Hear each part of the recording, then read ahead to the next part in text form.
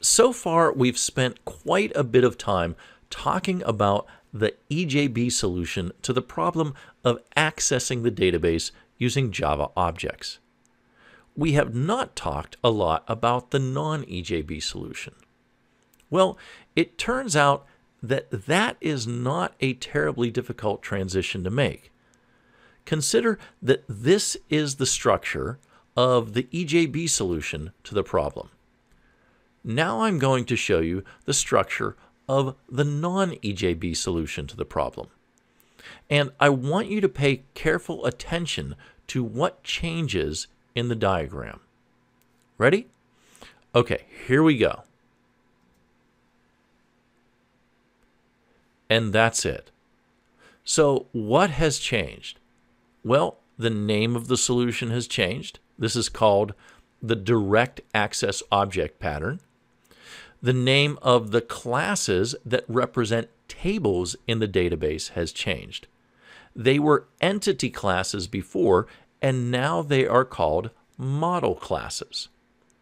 And the name of the classes that encapsulate the CRUD operations has changed. They were session beans before, and now they are DAO classes or DAO classes. Finally, we're not using dependency injection anymore.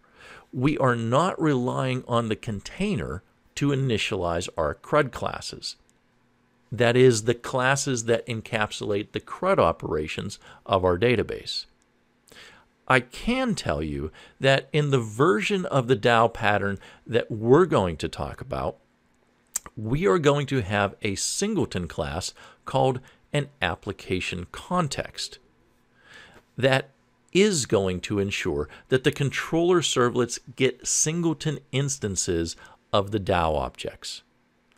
This will serve a similar purpose to dependency injection. So the structures of the EJB-based solution and the non-EJB-based solution are actually the same.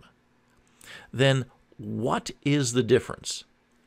The difference is that in the direct access object pattern, the non-EJB-based solution, you are having to do everything explicitly.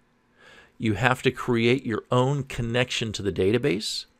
You have to create your own implementations of the DAO classes by using SQL queries that are compatible with your database. You should also create your own exceptions so that you are not throwing SQL exceptions.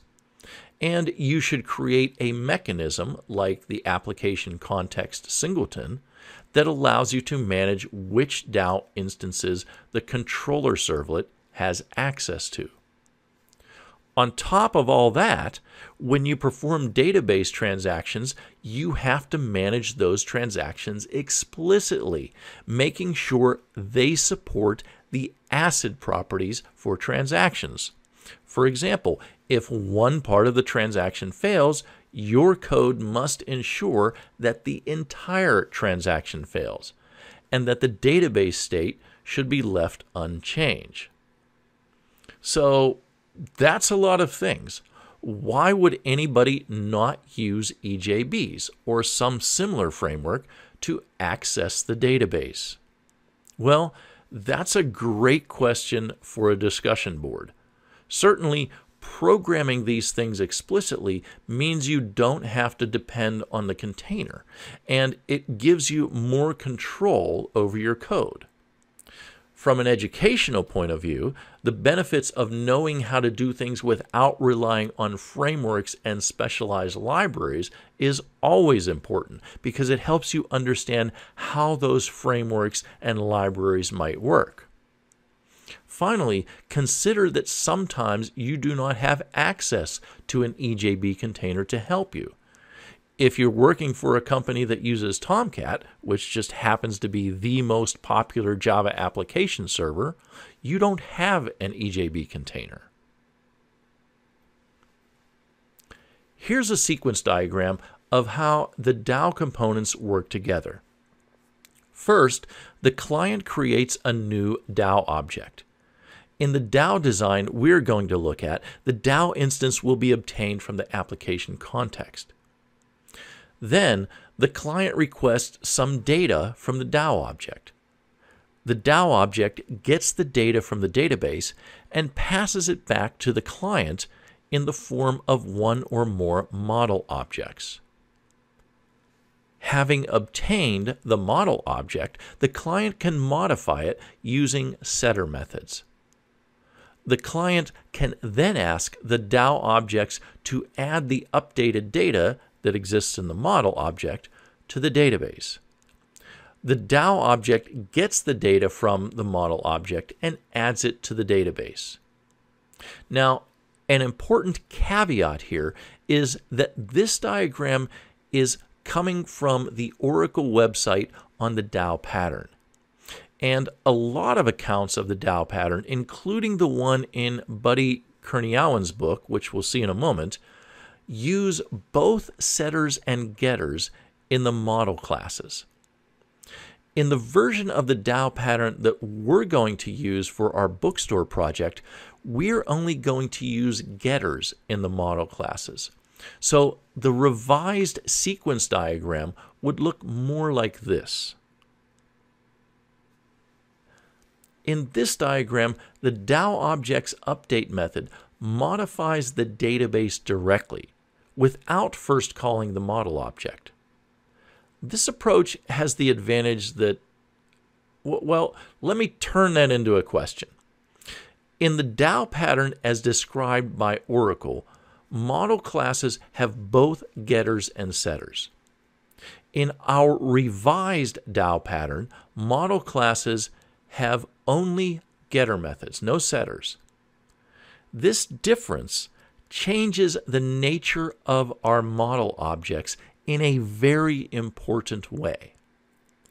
So my question is, in what way does eliminating setters from the model objects change them in a way that makes them easier and safer to work with? Now, you should be able to answer this question in one sentence, but in fact, you probably can answer it in one word.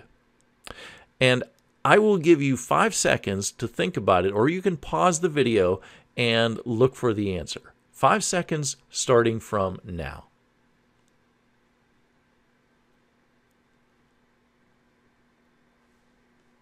Ready? The word I'm looking for is immutable. By getting rid of setter methods and having only accessor methods, model objects become immutable. And that has all kinds of good consequences, including the fact that they're easy to reason about and the fact that they are thread safe. Thread safety is a very important property when you have a monolithic and very mutable database in your application. And for more information on the benefits of immutable objects, see item 15, Minimize Mutability, in the second edition of Joshua Bloch's book, Effective Java.